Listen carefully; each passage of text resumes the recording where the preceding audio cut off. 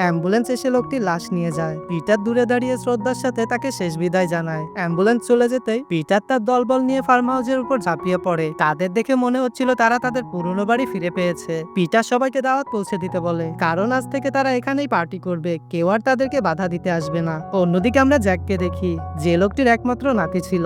লোকটি মারা যাবার কারণে তার সবকিছু এখন জ্যাকের নামে হয়ে যায়। এটা দেখে জ্যাক অনেক খুশি হয়, কারণ তার অনেক টাকার দরকার ছিল নতুন শোরুম করার জন্য। এজন্য সে ঠিক করে ফার্ম হাউস বিক্রি করে সেই টাকা দিয়ে সে নতুন ব্যবসা শুরু করবে। আর তাই সে দেরি না করে গ্রামের উদ্দেশ্যে রওনা হয়। এদিকে পিটার আর তার দলবল ফার্ম হাউসের অবস্থা একদমই খারাপ করে ফেলে। তারা সারা রাত সেখানে পার্টি করে। জ্যাক যখন ফার্ম হাউসে পৌঁছায় তখন সেটা একটি হাঁস দেখে ফেলে, আর সে দৌড়ে এসে সবাইকে খবর দেয় ফার্ম হাউসের নতুন মালিক চলে এসেছে। এটা শুনে সবাই ভয় পেয়ে যে যার মতো লুকাতে শুরু করে। ছোট বালু বুঝে উঠতে পারে না সে কোথায় লুকাবে, এই জন্য সে টেবিলের উপর মূর্তির মতো দাঁড়িয়ে থাকে। তখন পিটার তাকে অন্য জায়গায় পালাতে বলে, এভাবে থাকলে তাকে দেখে ফেলবে। জ্যাক রুমে প্রবেশ করতেই অবাক হয়ে যায়। পার্ট 4 দেখতে চ্যানেলটি সাবস্ক্রাইব করে রাখুন।